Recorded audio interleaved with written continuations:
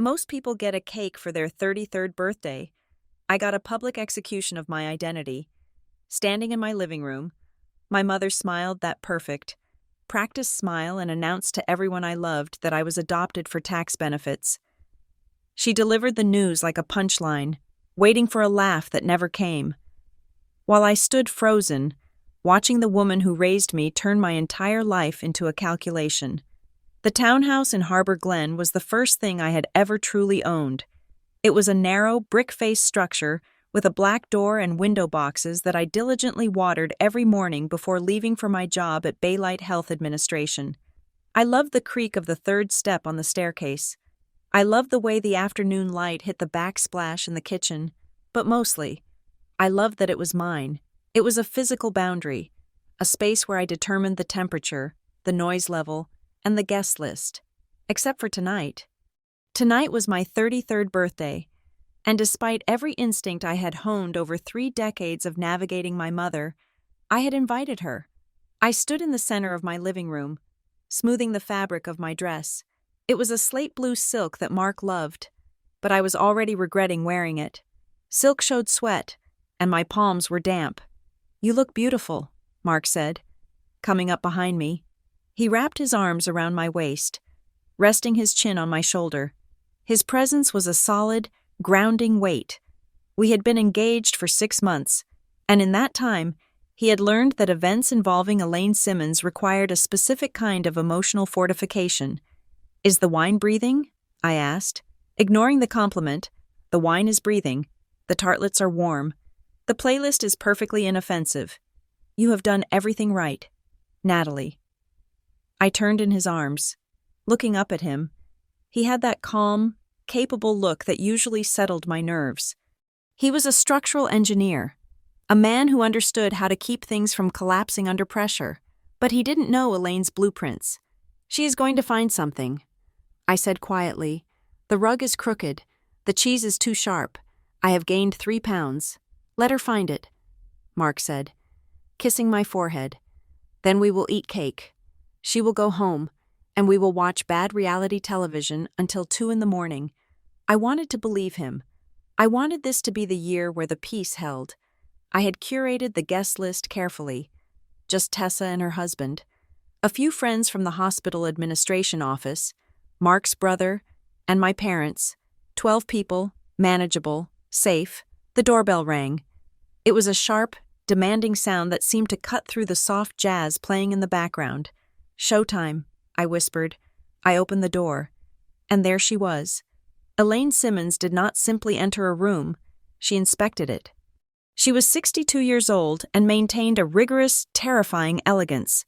Her hair was a stiff, platinum helmet that never moved in the wind.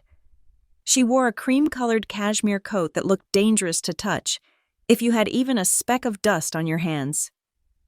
"Happy birthday." "Darling," she said, leaning in to air-kiss my cheek. She smelled of expensive floral perfume and hairspray. "Hi, Mom. Thank you." She stepped inside, her eyes immediately darting to the entryway table, then the floor, then the living room beyond. My father, Richard, followed her in. He looked tired, shrinking into his gray suit as if trying to take up less space. He gave me a quick, firm squeeze of the hand, his standard greeting. It was affectionate but brief. The gesture of a man who didn't want to get caught slowing down the procession. "The place looks lived in," Elaine said. She smiled, but her eyes were busy calculating the square footage. "It is home," I said, taking her coat. Elaine pivoted, spotting Mark. "Mark, you look tired. Are they working you too hard? You need to watch your hairline. Stress takes it first." Mark smiled, unfazed. "Good to see you too." "Elaine, can I get you a drink?" "White wine? With ice?" I watched her move into the living room, claiming the space. She greeted Tessa with a comment about how brave it was to wear horizontal stripes, and then settled herself on the sofa as if she were holding court. I felt that familiar, childish contraction in my chest, the desperate need to please her warring with the urge to run upstairs and lock the door. For the first hour, it went better than I expected. The conversation flowed, People laughed. The food was consumed. Elaine held court, telling stories about her garden club battles, painting herself as the benevolent victor. I stayed on the periphery, refilling drinks, acting the role of the good hostess. Then came the gifts. I usually tried to avoid opening gifts in front of everyone, but Elaine insisted. She clapped her hands, silencing the room. "Me first," she declared. "I found something very special." She handed me a small, velvet-wrapped box. It was heavy. The room went quiet. Eyes focused on me. I peeled back the wrapping and opened the lid. Inside lay a gold baby bracelet. It was delicate, the chain thin and worn, with a small rectangular plate at the center. I stared at it. I had never seen this before. My childhood had been documented in photo albums and organized boxes, but this object was a stranger. I lifted it out. The gold was cool against my skin. Etched into the plate were two initials. N.S. "It is beautiful," I said, genuinely confused. Was this mine? Elaine beamed, taking a sip of her watered-down wine. "Of course it is yours. I found it in an old safety deposit box. I thought it was time you had it. A little piece of history." "Thank you," I said, fastening it around my wrist. It was too small to close, obviously, so I just held it. It felt heavy, ceremonial. Elaine stood up then, tapping a spoon against her glass. The sharp cling silenced the low hum of conversation. Mark moved to my side, his hand finding the small of my back. "I would like to make a toast," Elaine announced, "to my daughter, Natalie." Everyone raised their glasses. I smiled, fixing my gaze on a point just past her shoulder. Bracing myself for the usual backhanded compliments, remarks about how I was stubborn, or how I had finally settled down. 33 years, Elaine mused, looking at me with a misty, sentimental expression that I didn't recognize. "You know, Richard and I were talking on the drive over. It is funny how things work out. We barely knew what we were doing back then." She laughed. A light, tinkling sound. "I remember when we brought you home." She continued. "It was such a whirlwind. We were terrified. But you know, looking back, it was the smartest financial decision we ever made." The room rippled with polite, confused chuckles. I froze. The smile on my face felt like it was made of plaster. "I am serious," Elaine said, her voice projecting to the back of the room. She looked around at the guests, inviting them in on the joke. "We were drowning in taxes that year. Richard's business was in a complicated spot, and the accountant— oh, what was his name? It does not matter. He told us we needed a dependent, a deduction, and there was Natalie, just waiting." She turned back to me, beaming. "So really, happy birthday to our little tax shelter. I mean, you were adopted for tax benefits. Natalie, it is the family joke we never told you." The silence that followed was not the comfortable silence of a pause. It was a vacuum. It sucked the air out of the room. I felt the blood drain from my face. Rushing to my feet, I looked at my father. Richard was staring into his drink, his knuckles white around the glass. He didn't look up. I looked at Mark. His jaw was set so hard I could see the muscle twitching. Elaine didn't seem to notice the atmosphere. She took another sip of wine, looking pleased with her anecdote. "But it worked out. You should be grateful we chose you. It gave you a wonderful life, didn't it?" The phrase hung in the air. Grateful we chose you. Internal logic, the architecture of my entire history, shifted violently. Every time she had called me an investment, every time she had mentioned how expensive I was, every time she had checked a receipt, the memories slammed into each other, rearranging themselves into a new, colder shape. I wasn't a daughter. I was a line item. I had to say something. If I didn't speak, the party would collapse. If the party collapsed, Elaine would accuse me of making a scene. I forced a laugh. It sounded like dry leaves crunching. "Wow, Mom," I said. My voice was steady, which felt like a miracle. Way to kill the mood. Elaine waved a hand dismissively. "Oh, stop. Do not be so sensitive. It is a funny story. Families have funny stories." She turned to Tessa. "Do you have children?" Dear, you understand. They are so expensive. At least Natalie paid for herself eventually. Tessa looked like she was about to throw her wine in Elaine's face. I stepped forward, effectively blocking her view. Cake, I said. Who wants cake? I moved toward the kitchen, my legs moving on autopilot. I needed to get away from her. I needed to be behind a wall. Mark followed me. As soon as the kitchen door swung shut, the noise of the party cut off. I leaned against the counter, gripping the edge of the granite until my fingers hurt. Natalie, Mark said. His voice was low. Dangerous.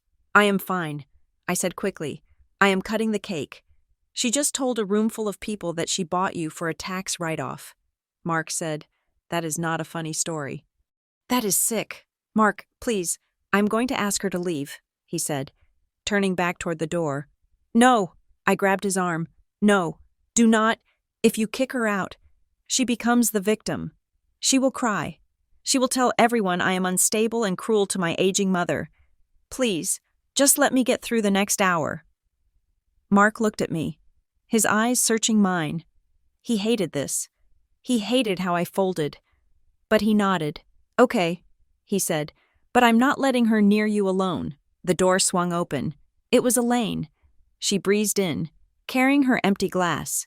It is quiet in here, she said. Why are you hiding? The guests are waiting for the cake. Elaine, Mark said, his voice cold. That toast was incredibly inappropriate. Elaine blinked, looking genuinely affronted. Excuse me? You humiliated Natalie, Mark said. Elaine laughed, a sharp, incredulous sound. Oh, for heaven's sake, you two have no sense of humor. It is the truth. Why is the truth humiliating? Natalie, tell your fiancé to calm down. Families have secrets. Do not make this worse for yourself. Natalie. She looked at me then. It wasn't a look of motherly concern. It was a look of appraisal. It was a warning. Play along, or I will break something else. I am bringing the cake out now. Mom, I said dully. Good, she said. Smile, darling. It is your birthday. She turned and left. Mark looked at me, begging me to let him fight for me. I just shook my head and picked up the cake knife. The next hour was a blur of excruciating performance. I smiled. I accepted hugs. I ate cake that tasted like ash. Tessa tried to pull me aside near the stairs, her eyes full of fierce worry. Nat, we can leave, she whispered. Let's just go upstairs. I will tell everyone you have a migraine. I can't, I whispered back. Why not? Tessa hissed. She is a monster. Before I could answer, Elaine was there. She seemed to materialize whenever my support system tried to engage. What are you whispering about? Elaine asked, placing a hand on my shoulder. Her fingers dug in slightly. Nothing, Tessa said, her voice tight. I was just checking on Natalie. She is fine, Elaine said. She tends to be dramatic when she is tired. Do not encourage her. Tessa, we are celebrating. She steered me back toward the center of the room, physically moving me like a prop. I let her do it. I was in shock. The words adopted for tax benefits kept looping in my mind, syncing with the rhythm of my heartbeat. By the time the last guest left, my face hurt from smiling. Elaine and Richard were the last to go. Elaine stood at the door, buttoning her cashmere coat. Lovely evening? Natalie, she said. The cake was a bit dry, but the company was nice. Richard looked at me. He opened his mouth, then closed it. Good night, Dad, I said. Night, kiddo, he mumbled. Mark closed the door behind them and immediately locked it. The sound of the deadbolt sliding home was the most comforting thing I had heard all night. I am so sorry, Mark said. I didn't answer. I walked past him, up the stairs, past the bedroom, and into the spare room I used as a closet and office. I needed to see something. I knelt on the floor and pulled out the cedar chest where I kept my keepsakes. It was my private history. Old report cards, photos, letters. The few sentimental things I had allowed myself to keep. I kept it organized, chronological. I opened the lid. My breath hitched. The papers were shifted. The stack of birthday cards from my 20s, usually on the left, was on the right. The velvet pouch holding my grandmother's ring was uncinched. She had been up here, while I was downstairs, greeting guests, or maybe while I was in the kitchen with Mark. She had come up here. I began frantically sorting through the papers. What was she looking for? What did she take? Then I realized what was missing. It wasn't something valuable in terms of money. It was a thick manila envelope I had saved from when I was 18. It contained the few scraps of paper I had regarding my medical history, vaccination records, an old eye exam, and a photocopy of a hospital discharge form from when I had my tonsils out. I remembered it because it had my blood type on it. It was gone. Why would she take that? I sat back on my heels, the room spinning slightly. She didn't just make a joke. She tampered with my history. She expected me to look. She wanted me to know that even in my own home, nothing was private. I stood up, my hands trembling. I needed to know. I couldn't let the comment about the tax benefits just be a cruel joke. It was too specific. Breyer and Holt Ledger Services. She hadn't named the firm in the toast. But the name flashed in my mind. A memory from childhood. Seeing it on letterhead in my father's study, I grabbed my phone and dialed my father. It was late, almost 11, but I knew he wouldn't be asleep. Elaine would be in the bath, washing off the evening. He answered on the second ring. Hello? His voice was a hush. Did you know she was going to say that? I asked. I didn't bother with a greeting. Natalie. He sighed. Not now. Did you know? She had a little too much wine. Natalie. You know how she gets. It wasn't a joke. Dad. She said I was a tax deduction. Is that true? There was a silence on the line. It stretched out, heavy and suffocating. Richard? I heard Elaine's voice in the background, muffled. Who are you talking to? It is work, my father called back. Then, lower, to me. Natalie, please. It was a long time ago. We were in a bind. She did what she had to do to keep the family afloat. We gave you a home, so it is true. Don't dig up trouble, he said, his voice pleading. It won't help anyone. Just let it go. Be the bigger person. He hung up. I stared at the phone. She did what she had to do. He hadn't denied it. I walked out of the spare room and down the hall to the master bedroom. Mark was sitting on the edge of the bed, unlacing his shoes. He looked up when I entered. What is it? He asked. You look like you have seen a ghost. I need to check something. I said. I went to the small wall safe in the back of the closet. I punched in the code. Inside were our passports, the deed to the townhouse, and our birth certificates. I needed them for the marriage license application we were planning to file next month. I pulled out my birth certificate. I had looked at this piece of paper a dozen times in my life. I used it to get my driver's license, my passport, my job. It was a standard. Certified copy. Natalie Marie Simmons, born October 14th, 1992. I scanned the document, looking for, I didn't know what, a lie? A crack in the paper? Then I saw it. It was a detail so small, so bureaucratic, that I had never questioned it. Place of birth, Harbor Glen. County of issue, Mercer County. I froze. Harbor Glen wasn't in Mercer County. Harbor Glen was in Oakhaven County. It had always been in Oakhaven County. I pulled out my phone and typed Harbor Glen County history into the search bar. Maybe the lines had moved. Maybe it was redistricted. The search results were clear. Harbor Glen had been the seat of Oakhaven County since 1950. If I was born in Harbor Glen, the certificate should have been issued by Oakhaven. Why would it say Mercer? Mercer County was 3 hours away. It was rural, isolated. I looked at the document again. It looked official. The seal was raised. The paper was heavy. But if the geography was wrong, then the document was wrong. And if the document was wrong, then the government didn't make a mistake. Someone lied to the government. I thought about the missing envelope in the keepsake box. I thought about the bracelet with the initials N, S. Natalie Simmons? Or something else? I thought about Elaine's smile as she said, You should be grateful we chose you. She hadn't just insulted me. She had confessed. I walked over to my desk and turned on my laptop. The blue light flooded the dark room. Mark watched me, silent.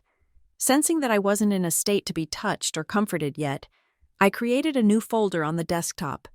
I didn't name it adoption or mom. I typed, truth. I scanned the birth certificate using the flatbed scanner on my printer. The machine whirred, a harsh mechanical sound in the quiet house. I saved the file. Then I sat there, staring at the screen. My hands were steady now. The trembling had stopped. The humiliation was still there, burning in my chest. But it was cooling into something harder, something useful. I wasn't going to scream at her. I wasn't going to demand an apology she was incapable of giving. She wanted me to be dramatic so she could dismiss me. She wanted me to be emotional so she could call me unstable. I wouldn't give her that. I would find out why my birth certificate had the wrong county. I would find out why I was a tax deduction. I would find out what was in the missing envelope. I looked at the digital file in the folder. It was just one piece of paper, but it was a start. Happy birthday to me, I whispered. I closed the laptop. The screen went black, reflecting my own face back at me. I looked different than I had that morning. Older, colder. I was ready to dig. The morning after my birthday, the sky over Harbor Glen was a bruised purple, heavy with rain that refused to fall. I called in sick to Baylight Health, lying to my supervisor with a smoothness that frightened me. I had never been a liar. I was the person who returned extra change to cashiers. But standing in my kitchen, staring at the coffee maker, I realized that my version of honesty was a luxury I could no longer afford. My mother had built my life on a foundation of sand, and if I wanted to find the bedrock, I had to stop playing by her rules. I drove to the Harbor Glen Vital Records office. It was located in the basement of the municipal courthouse, a room that smelled of floor wax and old dust. The lighting was fluorescent and humming, casting a sickly yellow pallor over the linoleum floors. I took a number from the red dispenser, number 42, and sat on a hard plastic chair. Clutching my purse, inside, I had my driver's license, my passport, and the printout of the birth certificate with the wrong county on it. When my number was called, I walked to the window. The clerk was a young woman with tired eyes and chipped nail polish. "How can I help you?" she asked. Not looking up from her screen, "I need to request my original birth certificate." I said, "My name is Natalie Simmons." She typed for a moment, then stopped. She looked at me, then back at the screen. "I cannot give you the original," she said. "It is sealed. You are adopted, right?" "Yes," I said, "but I have a certificate that lists Mercer County as the issuer, but says I was born here in Harbor Glen. I just want to clear up the discrepancy." She frowned. "That is unusual. Let me pull the digital file of the adoption decree." I waited. My heart hammered against my ribs. I watched her eyes scan the monitor. Her frown deepened. She leaned closer to the screen, squinting. "This is weird," she muttered. "What?" I asked, leaning forward. "The formatting is off," she said. "Usually, an adoption decree from 1992 follows a standard template. This one, the margins are wrong, and there is a note here from a clerk back then. It says, Archive Transfer. Cross-reference file, B. What does that mean?" "I do not know," she said. "We do not use that filing system anymore. It looks like it was manually entered later." She was about to say something else when a door behind her opened. A woman in a cardigan and reading glasses stepped out. She looked like she had worked in this basement since the building was constructed. She tapped the younger clerk on the shoulder and murmured something. The clerk moved aside. "I am Mrs. Vance, the supervisor," the older woman said. Her voice was low, professional, but her eyes were sharp. "I overheard your question. Can you explain why my paperwork is inconsistent?" I asked. Mrs. Vance looked at me for a long moment. She wasn't looking at me like a bureaucrat. She was looking at me like a human being who recognized trouble. "Miss Simmons, adoption records are sealed by state law. I cannot show you the original. However, the decree we have on file, it has markers of being amended." "Amended how?" "Sometimes, if there is a clerical error, a document is reissued, but in your case, The amendment date is 3 years after the adoption date. That is highly irregular. 3 years? I asked. So I was 3 years old when this paper was filed? That appears to be the case.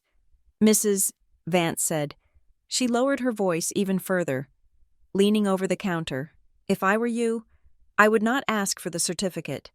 I would fill out a request for history of changes. Most people do not know it exists. It does not give you the content of the original, but it gives you a log of every time the file was opened or altered. I stared at her. Why are you telling me this? Mrs. Vance glanced at the security camera in the corner, then back at me. Because paperwork should not look like this. It looks like someone was in a hurry. I filled out the form. My hand shook as I signed Natalie Simmons. I paid the $15 fee in cash and left the building with a receipt and a stomach full of lead. Someone was in a hurry. I needed help. I needed someone who spoke the language of forms and filings. I didn't want a shark. I didn't want a billboard lawyer who promised millions in damages. I wanted a librarian with a law degree. I found Dana Klein through a Google search for Family Law Audit Harbor Glen. Her website looked like it hadn't been updated since 2005. No flashy photos, just a list of credentials and a phone number. Her office was in a strip mall, sandwiched between a dry cleaner and a dentist. Dana was a small woman with sharp features and a bob cut that looked like it was measured with a ruler. She didn't offer me coffee. She pointed to a chair and opened a notepad. Tell me the facts. Dana said, I do not care about the feelings yet. The feelings confuse the timeline. Give me the dates. I told her everything. The birthday party, the toast, the bracelet, the missing medical envelope, the visit to vital records. Dana wrote furiously, her pen scratching against the paper. When I finished, she capped her pen and looked at me. Your mother said tax benefits. Dana repeated, yes. She made it sound like a joke. People rarely joke about tax fraud in front of witnesses, unless they are so arrogant they think they are untouchable, Dana said, or unless they think the statute of limitations has passed. She spun her chair to her computer. Give me your social security number. I recited it. Dana typed it in, accessing a database I assumed she paid a subscription for. She stared at the screen for a long time. The silence stretched out, punctuated only by the hum of the dry cleaner's machinery next door. Here is your first problem, Dana said. You were born in October of 1992. Your adoption was supposedly finalized in 1993, but your social security number was not issued until 1996. What does that mean? I asked. It means for the first 4 years of your life. You did not exist on paper, or more likely, you existed under a different number that was scrubbed, and this new identity package was assembled later. You do not just get a late number by accident. You get a late number when someone is trying to disconnect you from a previous history. I felt a cold shiver crawl up my spine. My mother's voice echoed in my head. You should be grateful we chose you. She didn't choose me. I whispered, she built me. Dana nodded. Expect the paper to tell a different story than the people. Natalie, people lie to protect themselves. Paper lies only when someone forces it to. We need to find out who forced it. I left Dana's office with a retainer agreement and a list of tasks. The first was to keep my head down, but the world outside was not cooperating. My phone buzzed as I got into my car. It was a text from my cousin, Sarah. Sarah and I were close. We usually texted about recipes or bad dates. Hey, Nat. The text read, Mom just got off the phone with Aunt Elaine. She said you are going through a really rough patch mentally. Something about stress at work causing episodes. We are here for you if you need to talk. Don't push us away. I stared at the screen. Episodes. Elaine was not waiting for me to attack. She was launching a preemptive strike. She was painting me as unstable. If I started asking questions about tax fraud or fake birth certificates now, the family would just see it as a symptom of my breakdown. It was brilliant. It was evil. I didn't reply. I couldn't. I drove home. My knuckles white on the steering wheel. I wanted to scream. I wanted to drive to my parents' house and demand the truth. But I remembered Dana's advice. Do not give them ammunition. When I got home, Mark was in the kitchen. He was supposed to be at a site visit, but he was standing by the island, looking at his phone with a grim expression. "Hey," I said, dropping my keys.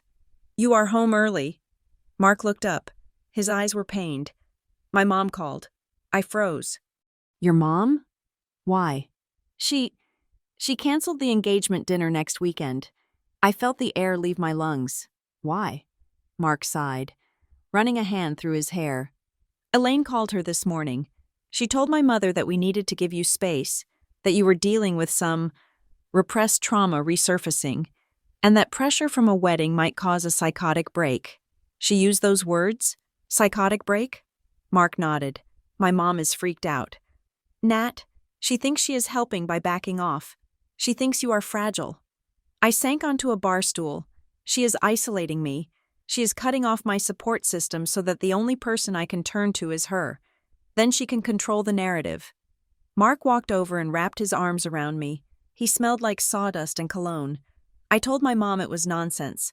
I told her Elaine is manipulative, and she said that a mother knows her daughter best," Mark said, his voice bitter. "Elaine has charmed them. Nat. She plays the worried, saintly mother so well." I buried my face in his chest. "I am not crazy." "Mark, I know," he said, holding me tighter. "I know. But we are fighting a ghost. We need something real. I have something real." I said, pulling back. I told him about the vital records visit. I told him about the Social Security gap. Mark listened, his jaw tightening. "Okay, so it is a conspiracy, a small, suburban conspiracy. What is the next move?" "I need to talk to my father." I said, alone, without the puppet master. I set the meeting up carefully. I knew Richard went to a specific diner on the edge of town every Thursday morning for breakfast. It was his routine. The one thing he did without Elaine. He liked the corned beef hash. I was sitting in his booth when he walked in at 7 in the morning on Thursday. He stopped when he saw me, his face paling.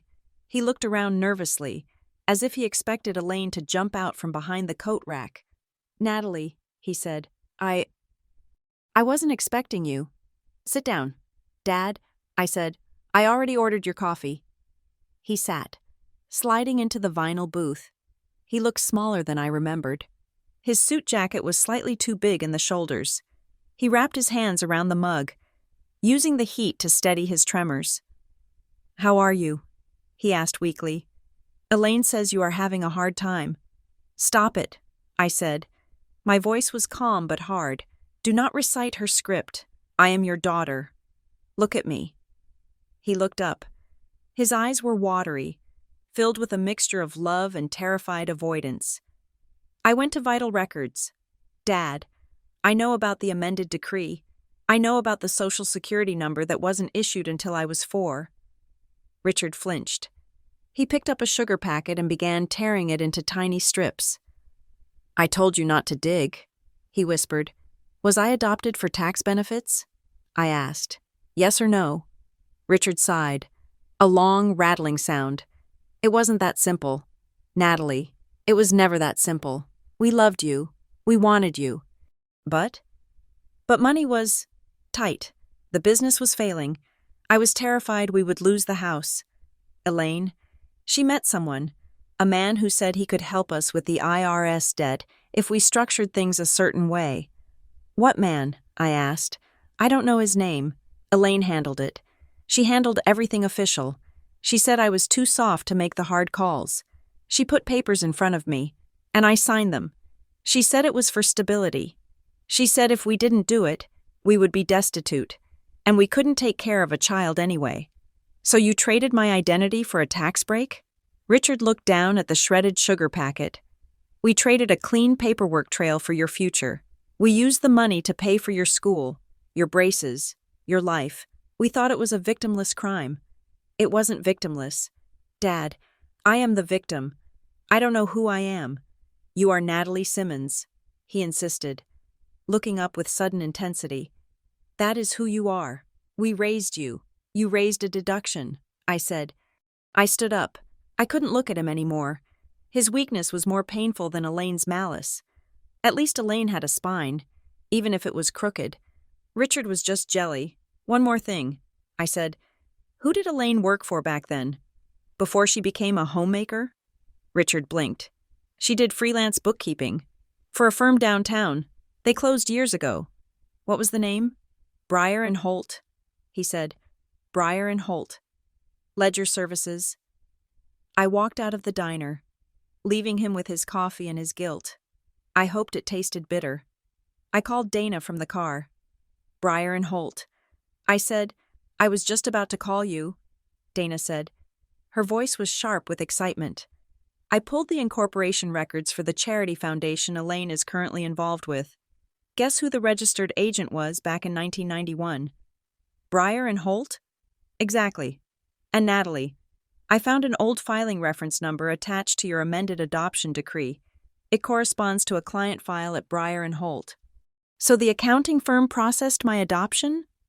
Accounting firms do not process adoptions, Dana said. Lawyers do. Agencies do. If an accounting firm was handling the paperwork, it means you were not processed as a child. You were processed as an asset. I felt a wave of nausea. What do we do? We need to know what that firm was actually doing. Dana said, they are defunct, but people talk. Find someone who was there. I hung up and drove aimlessly for a while, letting my mind work. Find someone who was there. I thought about the neighborhood I grew up in. It was a cul-de-sac of mid-century houses. Most of the original owners were gone, moved to Florida or assisted living, but there was one person, Mrs. Sayers. Colleen Sayers lived 2 doors down from my childhood home.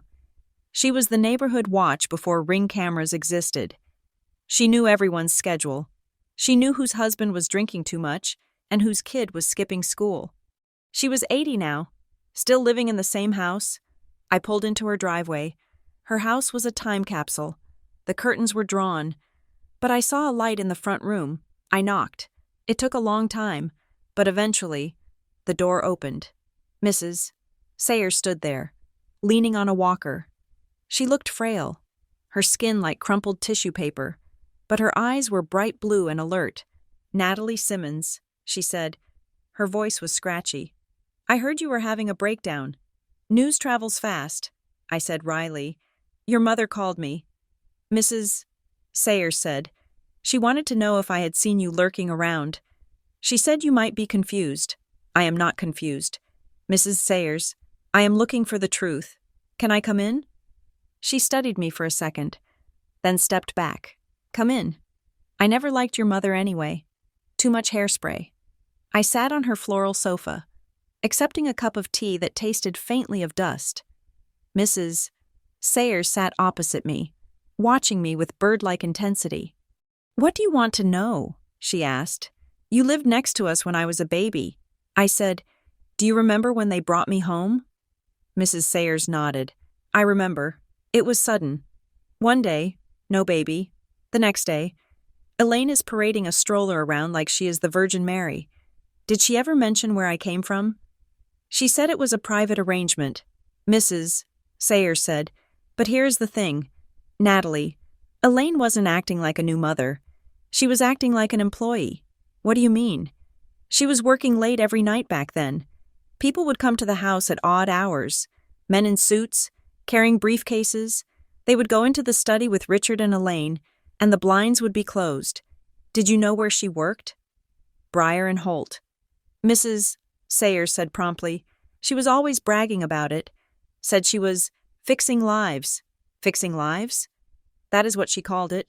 She told me once, over the fence, that most people are too stupid to manage their own legacies. She said she helped them. Optimize. Optimize. I repeated. The word felt cold and mechanical. Mrs. Sayers leaned forward. Natalie, I remember one night. It was late, maybe 2 a.m. I saw Elaine in the backyard. She was burning papers in the barbecue grill. Burning papers? Yes. She looked scared. It was right around the time you turned 4. Then, a week later, they bought a new car. A Mercedes. The timeline clicked. I turned 4 in 1996. The same year my Social Security number was issued. The same year Richard said the business was saved. She destroyed the evidence of the first phase. I said, half to myself, and then she cashed in on the second. Mrs. Sayers reached out and patted my hand. Her skin was dry and cool. Your mother is a hard woman. Natalie, she treats people like chess pieces. Be careful. She does not like to lose. I thanked her and left. The sky had finally opened up, and a cold rain was falling, washing the dust off the streets of Harbor Glen. I drove back to my townhouse. I felt heavy, burdened with pieces of a puzzle that formed a grotesque picture. My parents hadn't just adopted me for a tax break. They had been part of a systematic operation run by an accounting firm to use children as financial instruments.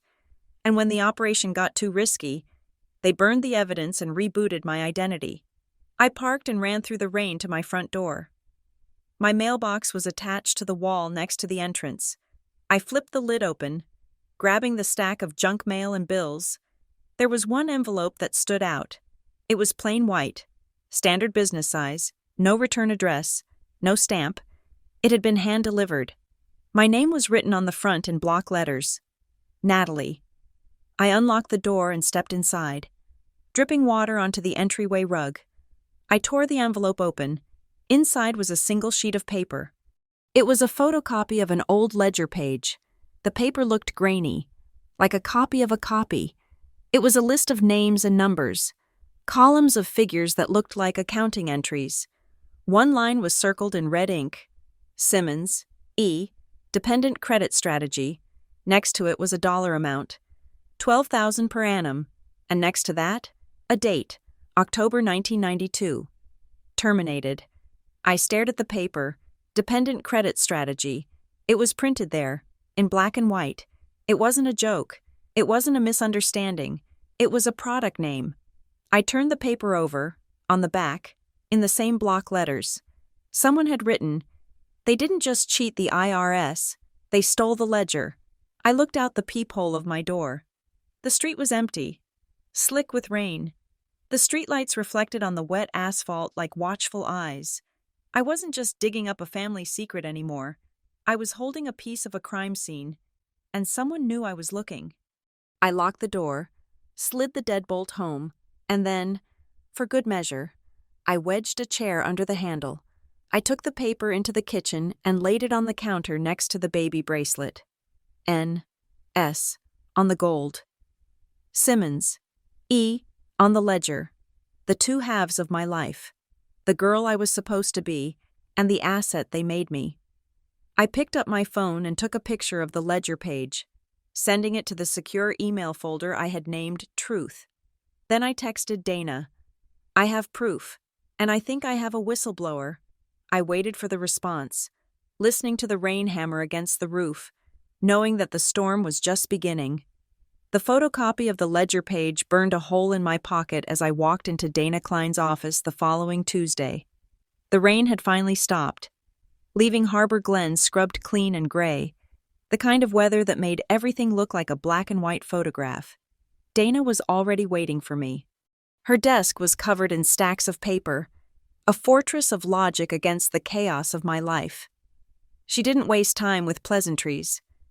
She took the photocopy from my hand, adjusted her reading glasses, and stared at it for a long, silent minute. "This is it," she said finally. Her voice was quiet, lacking its usual sharp edge. "This is the smoking gun. Natalie, Dependent Credit Strategy. It is not even subtle. They gave it a marketing name." "Where did it come from?"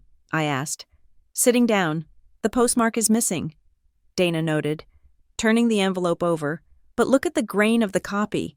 This was made on an old machine. See the streaks? This document has been sitting in a box for 20 years. We spent the next 3 hours tracing the ghost of Breyer and Holt ledger services. It was tedious, unglamorous work. We weren't chasing car chases. We were chasing paper trails through the dusty archives of municipal storage auctions." Dana had a subscription to a database that tracked commercial liquidation sales. "Breyer and Holt dissolved in 1998, Dana said. Scrolling through a spreadsheet, their assets were seized by the state for tax arrears, ironic, but their physical files were considered non-assets. They were boxed up and put into a commercial storage unit in an industrial park outside of Stonebridge. And then? The unit went unpaid in 2004. The contents were auctioned off. I leaned forward. Who bought it? Dana clicked a few keys. The buyer is listed as G. Harlow, paid $400 for 50 boxes of miscellaneous office records. G. Harlow. I repeated. Who is that? A collector? Or a cleaner? Dana suggested. Someone who wanted to make sure those files never saw the light of day. Or someone who knew there was something valuable buried in the trash. I pulled out my phone and searched G. Harlow Harbor Glen. The results were sparse. No social media, no LinkedIn. Just a few mentions in local newsletters. Harbor Glen Community Garden, thanks G. Harlow for the irrigation system donation. Library wing renovation supported by the Harlow Family Giving Fund. It is a charity, I said. The Harlow Family Giving Fund. Dana looked it up on her screen. Small potatoes, private foundation. They do scholarship grants, housing initiatives, some historical preservation, assets around $5 million. Not huge, but steady. Who runs it? I clicked on the About Us page. There was a single photo, a woman in her late 40s, wearing a sensible navy blazer, standing in front of a renovated library. She had a kind, reserved face. Greta Harlow, director. That is G. Harlow. I said, why would a charity director buy a box of files from a corrupt accounting firm? Maybe she didn't know they were corrupt. Dana said, or maybe she has a connection we are not seeing. I looked at the events calendar on the website. There was a fundraiser happening that Friday night. A preservation gala at the Harbor Glen Historical Society. Tickets were $100. I am going, I said. Natalie, Dana warned. If you go, you are stepping out of the shadows. If Elaine finds out, Elaine already knows I'm digging. I said, she sent me a message through my cousin. She called my neighbors. I am done hiding. I need to look Greta Harlow in the eye. The Harbor Glen Historical Society was housed in a Victorian mansion on the north side of town. The Friday night air was crisp, and the windows of the mansion glowed with warm, golden light. I wore a black dress. Simple, professional, armor-like. I had the baby bracelet, the one Elaine had given me, clasped around my left wrist. It felt heavy, like a shackle. But I needed it. It was bait. The crowd was different from Elaine's circle. Elaine's parties were loud, filled with new money and desperate laughter. This room was quiet. The people here wore clothes that were expensive but old. Tweed jackets, silk scarves that had seen 3 decades of wear. This was the bedrock of Harbor Glen. The families who had been here since the steel mills were running. I navigated the room, taking a glass of sparkling water from a tray. I scanned the faces until I saw her. Greta Harlow was standing near a display of antique maps. She looked exactly like her photo, perhaps a little more tired. She wore a gray suit that was elegant but unfussy. She was listening intently to an elderly man talk about zoning laws. I waited until the man drifted away. Then I made my move. Ms. Harlow? I said. She turned, her smile polite and practiced. Yes? My name is Natalie Simmons. I am a admirer of the fund's work. Greta's smile stayed in place, but her eyes flickered. Simmons, are you related to the Simmons family on Parkview Drive? My parents. I said, I know your mother. Elaine, briefly. She is very spirited. That was one word for it. I actually wanted to ask you about something specific. I said, keeping my voice level, I understand you purchased some archives a few years ago. From an auction, Breyer and Holt Ledger Services? The change in her demeanor was instant. The polite smile vanished. Her posture stiffened. She looked at me not as a donor, but as a threat. I buy many archives. Ms. Simmons, we are a historical preservation fund. We archive local business histories. Why do you ask? Because I think my file is in one of those boxes. I said. Greta looked at me, really looked at me, for the first time. Her gaze dropped to my hands, which were clutching my clutch bag. Then, her eyes stopped. She was looking at my wrist, at the bracelet. The color drained from her face. She reached out, her hand trembling slightly, and hovered her fingers over the gold chain. "Where did you get that?" she whispered. "My mother gave it to me for my birthday," I said. "She said she found it in a safety deposit box." Greta stared at the engraving. N.S. She looked back up at me, her eyes wide with a recognition that terrified me. "It is not in," she said softly. "What?" "It is not initials, Natalie. It is a case file code. Novak Simmons." I felt the room spin. Novak? Who is Novak? Greta pulled her hand back as if the gold were hot. She looked around the room, checking if anyone was listening.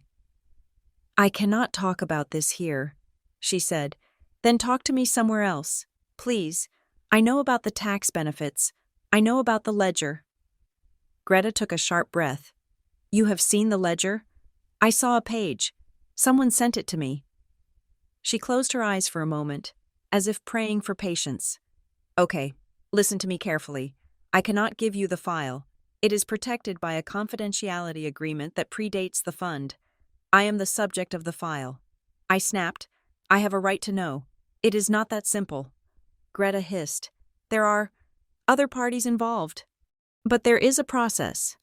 If a beneficiary has questions about their identity, they can request a legacy verification letter." "A what?" "It is a formality. It triggers a review by our legal counsel. It forces us to open the seal if there is probable cause of misconduct." "How do I get one?" "You write to me, formally. Ask for verification of the Harlow archive assets related to your birth date. Do not mention Breyer and Holt. Just ask for the legacy check." She started to back away. "And Natalie?" she added, her voice dropping to a whisper. "Hide that bracelet. If the wrong people see it, they will not just look at you, they will look for the money." She turned and disappeared into the crowd, leaving me standing alone by the antique maps, my heart hammering against my ribs like a trapped bird. The next morning, the fallout began. I was in my kitchen, making toast, when the doorbell rang. It wasn't the polite chime of a guest.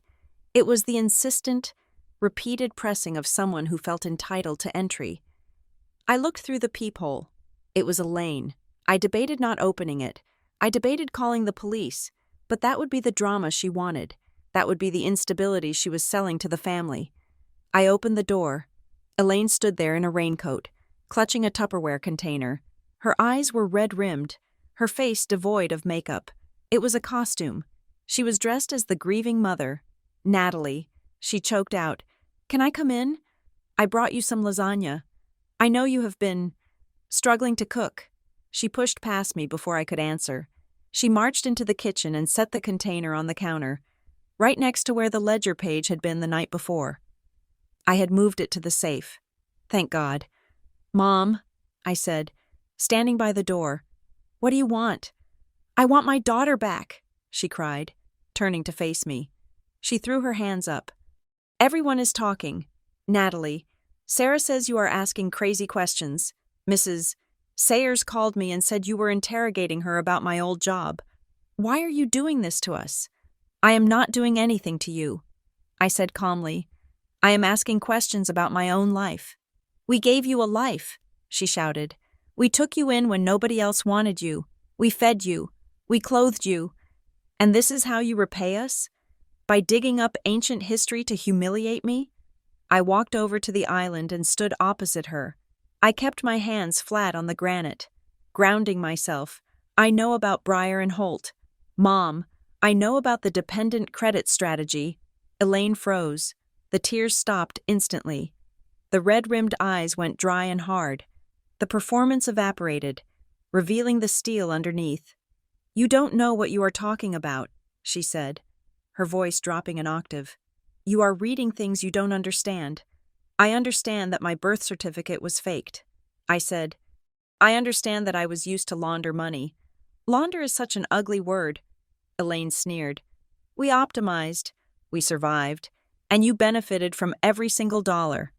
Natalie, that college degree, my Mercedes, the braces on your teeth, paid for by the strategy. You are an accomplice, not a victim. I am not an accomplice, I said quietly. I was a child. Elaine stepped closer. She smelled of rain and cold aggression. Listen to me, she said. You think you are being a detective? You are being a liability. People lose jobs over rumors. Natalie, Baylight Health is very particular about the reputation of its administrators. It would be a shame if they found out their rising star was having a mental breakdown and accusing prominent local families of fraud. Are you threatening my job? I asked, incredulous. I am protecting my family, Elaine said. And right now, you are the threat to this family. Stop digging. Return the bracelet. Apologize to your father. Or you will find out just how cold the world is when you don't have a mother to shelter you. She didn't wait for a response.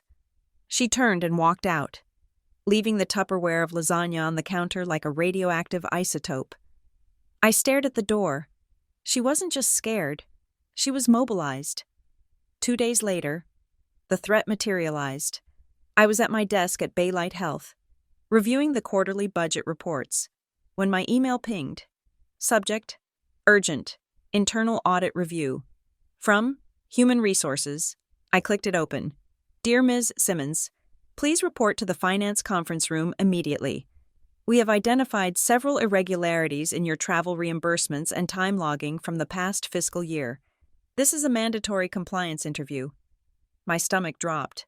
I had never fudged a number in my life. I was the person who taped receipts to a blank sheet of paper and highlighted the totals. I walked to the conference room. The HR director, a woman named Linda who usually smiled at me in the break room, was sitting at the table. Next to her was an external auditor I didn't recognize. Sit down. Natalie, Linda said. She didn't smile. We have some concerns, the auditor said, sliding a thick binder across the table. There are discrepancies in your mileage claims for the outreach clinics, and some questions about your personal use of the company laptop. I opened the binder. It was nonsense, tiny, clerical errors that had been blown up into patterns of concern. A typo on a date, a missing parking receipt for $12. This is ridiculous, I said. These are rounding errors. Everyone has these. We hold our administrators to a higher standard, Linda said stiffly. We have received reports that your focus has been compromised lately, that you might be under financial duress. Reports from whom? I demanded. We cannot disclose that, Linda said. But until this investigation is concluded, we are placing you on administrative leave. Paid, of course, but you need to hand over your badge and laptop. I stared at her. I knew Linda. She was a good person, but she looked terrified. Someone had called her, someone with leverage. Elaine. She had done it. She had pulled a lever, and my career had stalled. I stood up. I took my badge off my lanyard and placed it on the table. You are making a mistake, I said. This isn't about mileage. This is about a personal vendetta. I cannot comment on that, Linda said, looking down at her hands. Just go home. Natalie, sort yourself out. I walked out of the building carrying a cardboard box with my personal mug and a potted succulent. I felt naked. I felt exposed. But strangely, I didn't feel broken. Elaine thought taking my job would make me desperate. She thought it would make me come crawling back for financial support. She was wrong. She had just freed up my schedule. I drove straight to Dana's office. I put the box on her floor and sat in the client chair. She got me suspended. I said, Dana didn't look surprised. She nodded. It is a classic escalation tactic. Isolate the target, cut off resources, make the cost of the truth higher than the cost of silence. It won't work, I said. I am writing the letter to Greta Harlow today. Good, Dana said, because I found something else. She spun her monitor around. I have been digging into the witness on your adoption decree, she said, the signature at the bottom. Margaret Vane. Who is she? I thought she was a social worker. Dana said, but she wasn't. She was a notary public employed by Breyer and Holt. And Natalie. Her name appears on 12 other adoption decrees in Oak Haven County between 1990 and 1996. 12? I asked. 12 children, Dana said. all processed through the same non-existent agency, all finalized with the same irregular formatting. It was a factory, I whispered. But here's the interesting part, Dana said. I tracked down the birth mother of one of the other children, a woman named Sarah Miller. She passed away 5 years ago, but I found her probate records, and she didn't surrender her rights. Natalie. She signed a temporary guardianship agreement. I frowned. What is the difference? Surrender is permanent. Guardianship is revocable. It means she intended to come back. She thought she was placing her child in foster care or with a relative for a short time. Maybe she was sick. Maybe she was broke. But Breyer and Holt took that guardianship paper and filed it as a permanent adoption consent. My heart hammered. So my mother, my biological mother, she might not have given me up? She might have been tricked. Dana said, she might have signed a paper to keep you safe for a year, and Elaine turned it into a lifetime. Protection, I said, remembering Mrs. Sayer's words about burning papers, not abandonment. Exactly, Dana said. And if that is true, then your adoption isn't just fraudulent, it is a kidnapping. The word hung in the air. Kidnapping. It changed everything. I wasn't just a tax write-off. I was a stolen child. Write the letter to Greta, Dana said firmly. We need the legacy verification. We need to know who paid for the service. I wrote the letter that night. I kept it brief, formal, just as Greta had instructed. Dear Ms. Harlow, I am writing to formally request a legacy verification regarding archive assets connected to the date of birth, October 14th, 1992. I am the subject of said inquiry. Sincerely, Natalie Simmons. I mailed it the next morning. Then I waited. The days blurred. Mark was a rock. He took over the cooking. He screened my calls. When his parents called to ask why the wedding was being postponed, he told them we were focusing on our mental health. He didn't tell them about the fraud. He knew they wouldn't understand. They were good people, but they lived in a world where parents were synonymous with safety. They couldn't comprehend a mother who cannibalized her young. 3 days later, an email arrived for Dana. She forwarded it to me immediately. From Greta Harlow, director at harlowfund.org, to Dana Klein, Esquire. Subject, Legacy Verification Request, File NS-1992, Ms. Klein. The Harlow Family Giving Fund has received your client's request. We have conducted a preliminary review of our protected archives. We are prepared to meet with Ms. Simmons to discuss the contents of File NS-1992. However, due to the sensitive nature of the instruments involved, we require a pre-meeting stipulation. Ms. Simmons must sign the attached affidavit acknowledging that the truth of her origins involves specific financial instruments and conditional disclosures that may alter her legal standing regarding current familial estates. We are not a standard charity. Ms. Klein. We are a repository for things people could not legally keep, but could not bear to destroy. If she signs, come to the fund office on Monday at 10 o'clock. Regards, Greta Harlow. I read the email twice. Financial instruments. Things people could not bear to destroy. I printed the affidavit. It was a single page. It didn't ask me to waive my rights to sue. It asked me to accept that I was a transaction. I picked up a pen. Natalie, Mark said, looking over my shoulder. Are you sure? Once you sign this, you can't unknow it. I looked at the signature line. I don't want to unknow it. I said, I want to own it. I signed my name. The ink looked dark and permanent against the white paper. Natalie Simmons. Monday at 10 o'clock. I was going to meet the ghost in the machine. The offices of the Harlow Family Giving Fund were located on the 3rd floor of a renovated textile mill on the edge of the River District. The brick walls were exposed. The floors were polished concrete, and the air smelled faintly of coffee and expensive stationery. It was a place where money was quiet. It did not shout. It whispered.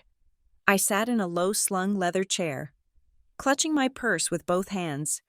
Dana sat next to me, her briefcase open, a pen poised over a yellow legal pad.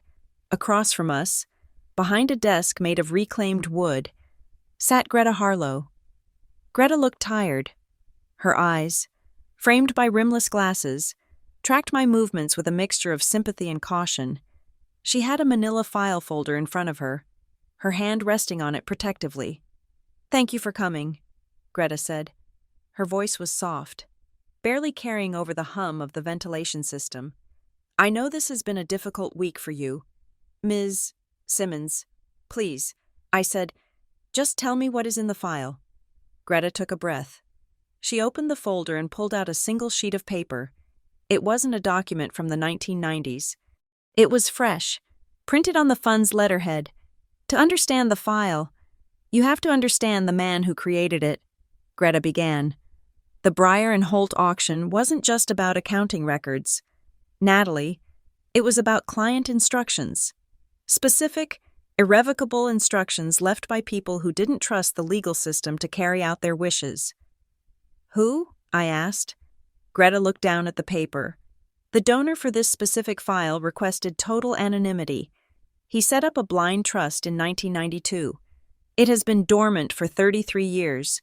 The trust does not have a payout schedule based on age. It has a trigger clause based on knowledge." "Knowledge?" Dana asked. Her pen still.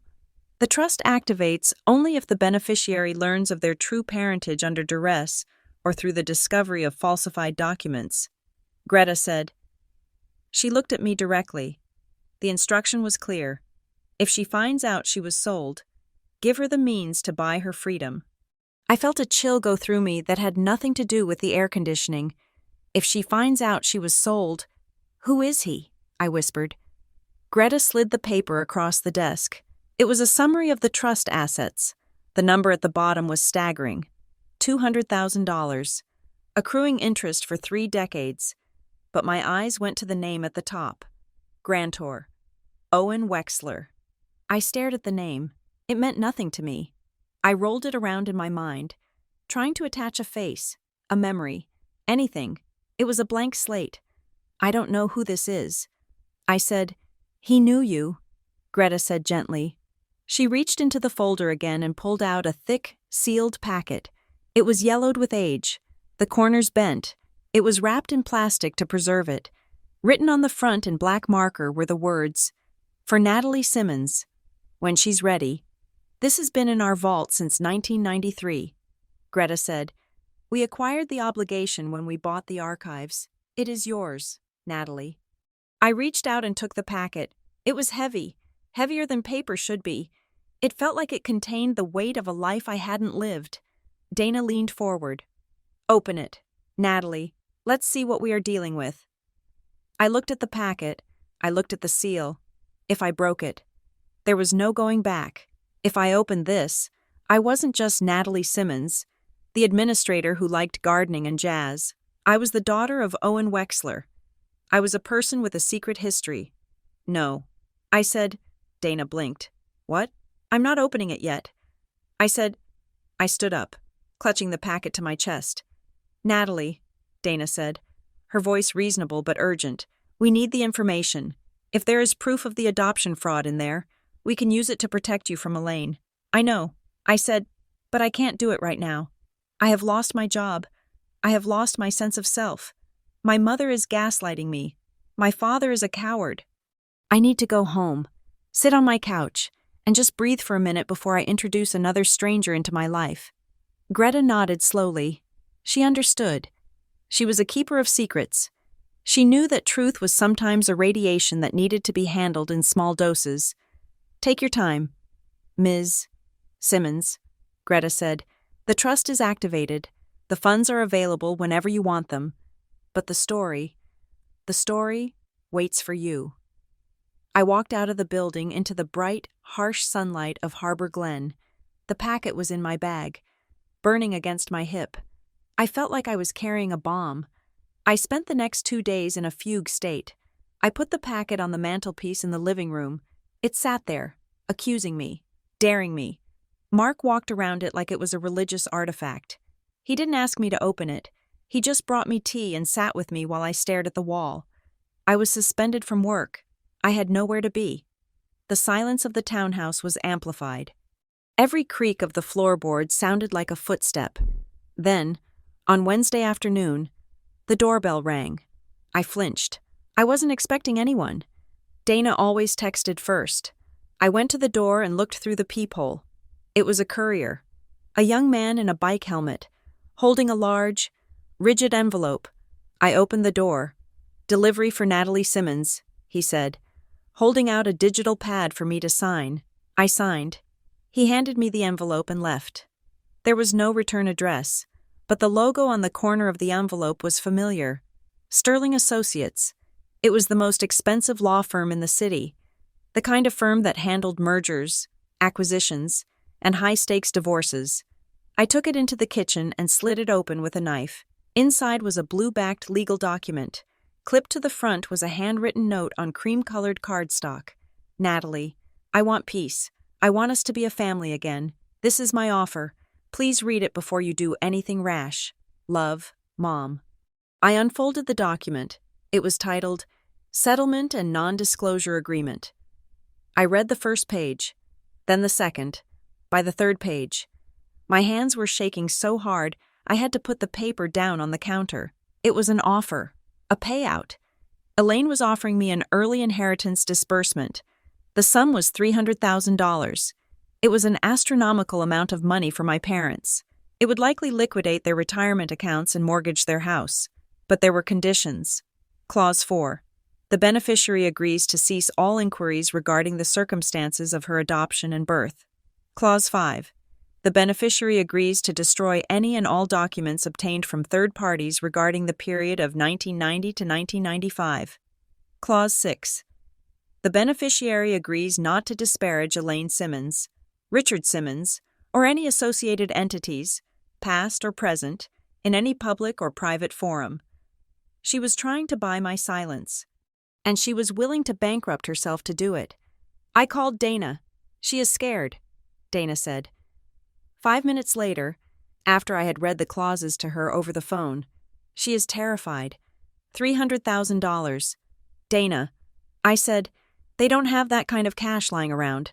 "No, they don't," Dana said, "which means she is liquidating assets. Natalie, people do not liquidate their lives to cover up a social embarrassment. You pay hush money when you are afraid of prison, or when you are afraid of losing something worth more than money. What could be worth more than that? Status?" Dana said, "Freedom. Or maybe she is protecting someone else, someone who has even more to lose." I looked at the packet on the mantelpiece. Then I looked at the legal agreement on the counter. One was the truth. The other was a bribe to bury it. "I am coming to your office." I told Dana, "I am bringing the packet." Dana's office felt safer than my home. It was neutral ground, a place of facts and statutes. I sat on the beige sofa, the packet on the low table in front of me. Dana sat in her chair, watching me. She didn't push. She just waited. I reached for the packet. My fingers brushed the yellowed tape. "I am ready," I said. I peeled the tape back. It was brittle and flaky. It came away with a dry rasping sound. I opened the flap and reached inside. There were 3 things. First, a stack of photographs. They were Polaroids, their colors slightly faded. The first photo was of a baby. Me. I was wrapped in a blue blanket, sleeping in a crib that looked makeshift. A drawer pulled out of a dresser, lined with quilts. The second photo was of a man holding the baby. He was young, maybe 25. He had dark curly hair and eyes that looked exactly like mine. He wasn't smiling. He was looking at the camera with a fierce, protective intensity. He looked exhausted. Owen Wexler. I touched the face in the photo. It was like looking in a mirror that spanned 3 decades. The third item was a copy of a legal document, temporary guardianship petition. It was signed by Owen Wexler and a woman named Sarah Miller. The fourth item was a letter. It was handwritten on lined notebook paper. The ink was blue ballpoint. The handwriting was jagged. Hurried. I picked it up and began to read. "My dearest daughter, if you are reading this, it means I failed. It means I didn't come back for you in time. My name is Owen Wexler. I am your father, your mother, Sarah, and I didn't give you away. We didn't sell you. We hid you. I worked for a company called Breyer and Holt. I was a junior accountant. I thought I was just crunching numbers. But I found the ledger. I saw what they were doing. They weren't just fixing taxes. They were moving money for people who shouldn't have money. Dangerous people. When I tried to leave, they threatened Sarah. They told me that if I went to the police, accidents would happen. They knew where we lived. They knew we had just had a baby girl. We had to run. But we couldn't take an infant on the run. It was too dangerous. Sarah had a distant cousin in Harbor Glen, a woman named Elaine. Elaine was working as a bookkeeper for the firm, but she wasn't part of the inner circle. We thought she was safe. We thought she was just a suburban woman who wanted to help. We signed a temporary guardianship paper, just for 6 months, just until we could get to Canada, get settled, and send for you. We gave Elaine money to care for you. We gave her the car. We gave her everything we had. But when I called 3 months later, the number was disconnected. When I came back to Harbor Glen to find you, the house was empty. Elaine had moved. The firm told me that if I ever came back, they would file charges against me for embezzlement, charges they had manufactured. I hired a private investigator. He found you. You were living with Elaine and Richard in a new house. They had changed your name. They had filed new papers, and the firm, Breyer and Holt, had processed it all. They had helped Elaine steal you to keep me quiet, as long as she had you. I couldn't blow the whistle on the firm without destroying the life of my own daughter. They used you as a shield. I created this trust so that if the shield ever broke, you would have a parachute. I couldn't come near you without risking your safety. So I watched from a distance. I am so sorry. I loved you every day. I never stopped coming back. Owen, I put the letter down. The room was silent, but my head was screaming. It wasn't tax benefits. The tax benefits were just the icing on the cake. The tax benefits were just a perk Elaine took for herself after she committed the crime. She didn't adopt me. She stole me. She took a baby from a father who was running for his life. She took the money he gave her. And when he didn't come back fast enough, she decided to keep the baby, use the baby to get a tax write-off, and leverage the baby's existence to keep a whistleblower silent. She wasn't a savior. She was a kidnapper. I looked up at Dana. My face felt wet. I hadn't realized I was crying. She stole me. I choked out. She knew he wanted me back. She moved houses. She disconnected the phone. Dana took the letter from my hand and read it. Her face went pale. "This is a confession," Dana said. "Not just a fraud. This is custodial interference, kidnapping, extortion. Natalie, Breyer and Holt is gone. But this makes Elaine a criminal. And Richard," I said, "Richard knew. He said she did what she had to do. He knew they were hiding me from my father." I looked at the photo of Owen holding me. He looked so scared. He looked so young. "Where is he?" I asked. "Is he alive?" Dana looked at the trust documents again. "The trust is active. It is managed by the fund. But usually, these things are set up to run in perpetuity. We can ask Greta." I stood up. I felt a sudden, violent surge of energy. I wanted to go to Elaine's house. I wanted to scream. I wanted to throw the letter in her face and watch her perfect mask shatter. But then I remembered the NDA. The $300,000. "She knows." I said, "She knows I'm close. That is why she offered the money. She isn't paying to hide a tax scam. She is paying to hide a kidnapping. We need to be careful," Dana said, standing up and putting a hand on my shoulder. "If she is desperate enough to offer that money, she is desperate enough to do other things. You cannot go there alone." "I am not going there." I said, "I am going home. I need to show Mark." Mark was in the kitchen when I got back. He was cooking pasta, the steam rising around him in a cloud of normalcy. He looked up when I walked in, his face tight with worry. "Did you open it?" he asked. I nodded. I walked over to the table and laid the photos and the letter down. "Read it," I said. Mark wiped his hands on a towel and picked up the letter. I watched his eyes move back and forth. I watched his expression shift from confusion to shock to horror. He put the letter down and looked at me. "She kidnapped you?" he whispered. She intercepted a guardianship and turned it into an ownership. I said, she stole me to protect her boss and her bank account. Mark sat down heavily on one of the dining chairs. This is insane. Nat, this is a movie. This isn't real life. Your mother, Elaine, she brings casseroles. She complains about the HOA fees. She isn't a villain.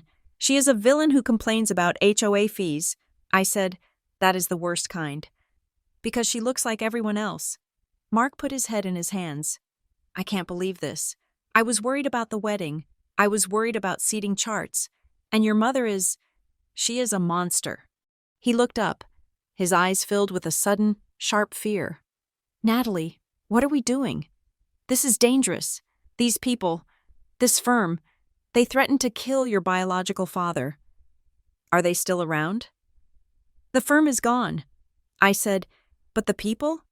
Elaine is still here, and whoever she is protecting might still be here. I don't know if I can do this, Mark said. His voice cracked. I love you. Nat, I want to marry you. But I am an engineer. I build bridges.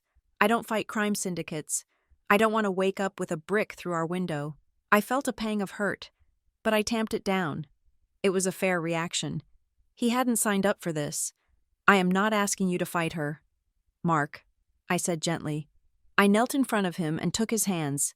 I am not asking you to be a detective. I have Dana for that. I have the truth now. Then what do you need from me? He asked. I need a witness. I said, Elaine thrives in the dark. She thrives when it is just her word against mine. She gaslights me. She tells me I am crazy. I need you to stand next to me and just see it. I need you to be the person who knows I am not crazy. Mark looked at me. He looked at the baby photo of me in the drawer crib. He took a deep breath. Okay, he said. I can do that. I can see you. He pulled me into a hug. It was tight, desperate. We stayed like that for a long time, the pasta boiling over on the stove, the smell of starchy water filling the air. That night, I lay awake staring at the ceiling. The packet was in the safe now, locked away next to the ledger page. I felt different. I felt heavier, but also more solid. I wasn't floating anymore. I had an anchor. Owen, I wondered where he was.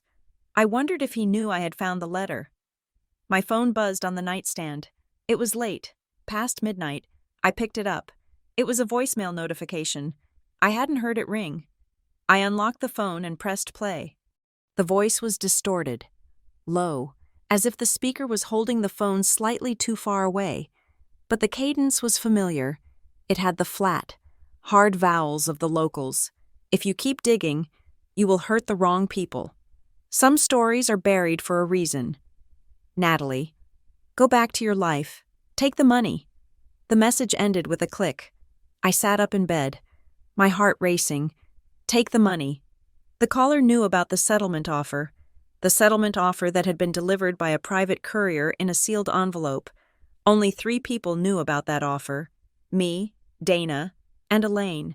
But the voice on the phone wasn't Elaine. It was a man. I played it again. If you keep digging. It sounded like Richard, but stronger. It sounded like Richard if he had a spine. Or maybe it wasn't Richard. Maybe it was the man Richard had been afraid of all those years ago. I looked at Mark, sleeping beside me. I looked at the dark window. Owen had run to protect me. I wasn't going to run. I dialed Dana's number. She answered on the first ring, her voice groggy. I just got a threat. I said, save it, Dana said instantly. Waking up, do not delete it. Send it to me. I sent the file. Natalie, Dana said, we are done playing defense. We have the letter. We have the trust. We have the threat. It is time to bring Owen into the light. How? I asked. We find him, she said, if he is alive. The fund knows where he is. We make Greta talk. I hung up. I looked at the baby bracelet on the dresser. N.S. Novak Simmons. Novak. That was the name Greta had mentioned at the gala. Novak Simmons, Owen Wexler, Sarah Miller. Where did Novak come from? I realized then that the puzzle wasn't finished. There was one more piece, one more lie, and I was going to find it. The voicemail played for the third time in Dana's office, the distorted voice echoing off the framed diplomas. If you keep digging, you will hurt the wrong people. Dana typed a final command into her laptop and spun the screen around. It wasn't a ghost, she said, and it wasn't a family member. It was a hired gun. Who? I asked. A private investigator named Vance Keller. Dana said, he operates out of a strip mall in Mercer County. He specializes in corporate espionage and, apparently, intimidation. Who hired him? That is where it gets interesting, Dana said. The bill wasn't sent to Elaine Simmons. It was sent to a limited liability company called Oak Ridge Consulting. I have never heard of it. You wouldn't have. It is a shell company. It has no employees and no office, but I pulled the incorporation papers. The registered agent is a man named Arthur Vance, who used to be the junior partner at Breyer and Holt Ledger Services. I stared at the screen. The name Breyer and Holt kept resurfacing like a corpse that refused to stay buried. Elaine is paying him, I realized. She is funneling money through her old network to hire a man to threaten me. She is spending a fortune to manage the narrative. Dana agreed. Private investigators like Keller do not work for free. That $300,000 settlement offer? That was just the carrot. Keller is the stick. I felt a cold rage settle in my stomach. It was different from the hurt I had felt at the birthday party. This was clinical. My mother, the woman who had taught me how to tie my shoes and bake brownies, was actively financing a campaign of terror against me. We need to cut the head off the snake, I said. Not yet, Dana said. First, we need the other side of the story. I spoke to Greta Harlow this morning. She reached out to the trust grantor. Owen, I whispered, he is willing to meet you, Dana said. Today, in Stonebridge. Stonebridge was a quiet, riverfront town about 40 minutes north of Harbor Glen. It was the kind of place where people went to retire or to hide. The streets were lined with antique shops and bakeries that closed at 3 in the afternoon. I parked my car in front of the Roasted Bean, a small cafe with fogged-up windows. My hands were shaking so badly I couldn't get the key out of the ignition at first. I had to sit there, breathing in the smell of old upholstery and rain, telling myself that I was just going to have coffee with a stranger. But he wasn't a stranger. He was the man from the photo. He was the man who had written the letter. I walked inside.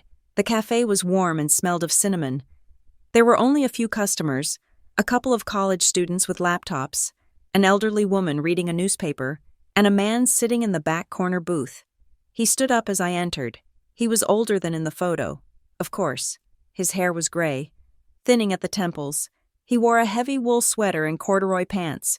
He looked like a professor, or maybe a librarian, but his eyes were the same, dark, intense, and terrified. I walked over to him. Natalie? He asked. His voice was gravelly, unused. Hello, I said. He didn't try to hug me. He didn't reach for my hand.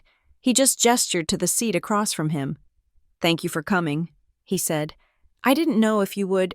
I wanted to see if you were real. I said, sitting down. For 33 years, I thought I was an orphan who got lucky. Last week, I found out I was a transaction. Owen flinched. He wrapped his hands around his coffee mug. His knuckles were swollen, arthritic. You were never a transaction to me, he said softly. You were the only thing that mattered. Then why did you leave me? The question came out sharper than I intended. I didn't leave you, Natalie. I hid you, and then I was erased. He took a sip of coffee, steadying himself. I told you in the letter about Breyer and Holt. He began, but I didn't tell you what they were actually doing. It wasn't just tax evasion. They were a cleaning service for dirty money. Drug money? I asked. Some of it, mostly construction kickbacks, political bribes. Things that powerful men in this state wanted to keep off the books. I was 24. I was an accountant. I thought I was just finding tax loopholes. Then I found the shadow ledger, the one Elaine was part of. Elaine was a bookkeeper. Owen said, she managed the dependent credit strategy. It was a side hustle for the partners. They used the identities of children, foster kids, immigrants, unregistered births, to create tax shelters for their clients. It was disgusting. but it was low level compared to the other things they were doing. And you found it? I found all of it. And they found out I knew. He looked out the window, watching the gray river flow by. They came to our apartment. Natalie. 2 men. They didn't break in. They just unlocked the door. They sat on our couch and told Sarah, your mother, exactly what preschool she had gone to. They told me what time my parents went to bed. They said if the ledger ever leaked, they wouldn't kill me. They would kill everyone I had ever met. I felt a chill run through me. This was the world Elaine had navigated. This was the water she swam in. So you ran. I said, we ran. But we couldn't run fast enough with a newborn. You were sick. You had an ear infection. You were screaming.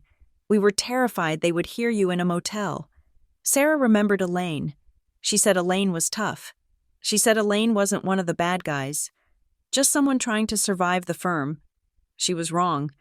I said, Owen looked at me, his eyes full of sorrow. We thought we were buying time. We signed the guardianship papers. We gave her the cash. I told her, 2 months. Just give us 2 months to get to Vancouver and set up a safe house. And when you called, the line was dead. I came back. Natalie. I risked everything to come back. The house was empty. I went to the firm.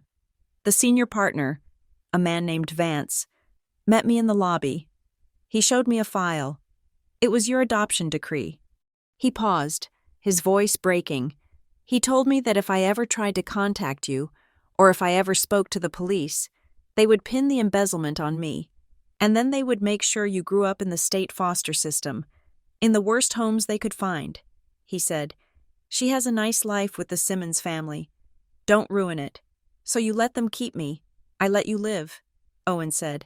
I made a choice, a father in prison and a daughter in the system. Or a father in exile and a daughter in a warm house. I chose the warm house. He reached into his pocket and pulled out a small, worn object. It was a silver locket. Sarah wore this. He said, she died 6 years ago. Cancer. She wanted you to have it. She never stopped looking for you. Even when I told her it was too dangerous, I took the locket. It was warm from his hand. Why the trust? I asked. Why the money? Because I knew Elaine. Owen said, I knew that eventually. The money I gave her would run out. I knew she would look at you and see an asset. I wanted to make sure that if the lie ever cracked, you had a way out. I built that fund dollar by dollar. Working construction under the table in Canada, it is clean money. Natalie, it is the only clean thing I have. I looked at him. He wasn't a hero. He was a man who had been broken by fear, but he was honest. He sat there, exposed, offering me the only reparation he could afford. What do you want from me? I asked. Nothing, Owen said. I just wanted you to know that you were loved. You weren't sold. You were stolen. And I am sorry I wasn't strong enough to take you back. We talked for another hour. He told me about my biological mother, that she loved painting, that she had a terrible singing voice. He told me I had her hands. When I left the cafe, I didn't feel like an orphan anymore. I felt like a survivor of a war I hadn't known I was fighting. Driving back to Harbor Glen, the anger I felt toward Elaine shifted. It wasn't just anger anymore. It was clarity. I saw the architecture of her life. She hadn't just adopted a child. She had seized an opportunity. She had leveraged a desperate couple's fear to secure her own financial future and status. But there was one person left in the equation. Richard. I drove straight to my parents' house. I knew Elaine was at her bridge club on Thursday afternoons.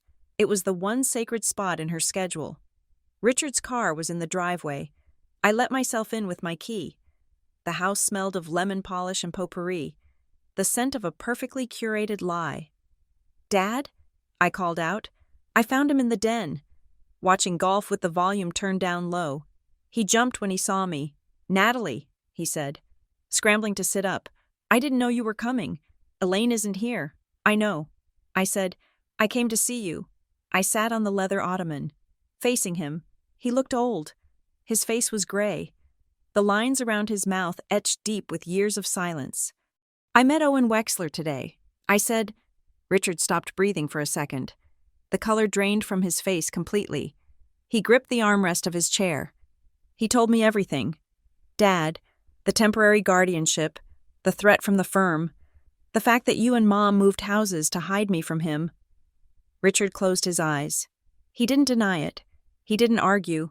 He just slumped. I wanted to know one thing. I said, "Did you know? Did you know I was stolen?" Richard opened his eyes. They were wet. I knew something wasn't clean. He whispered, "Elaine. She came home one night with a baby and a bag of cash. She said it was a fix. She said the parents were in trouble and needed us to watch you. And then a month later, she said they weren't coming back. She said we had to make it permanent. She said the firm would handle the paperwork, and you just went along with it? Natalie, we were drowning," Richard cried out, his voice cracking. The business was under. We were going to lose the house.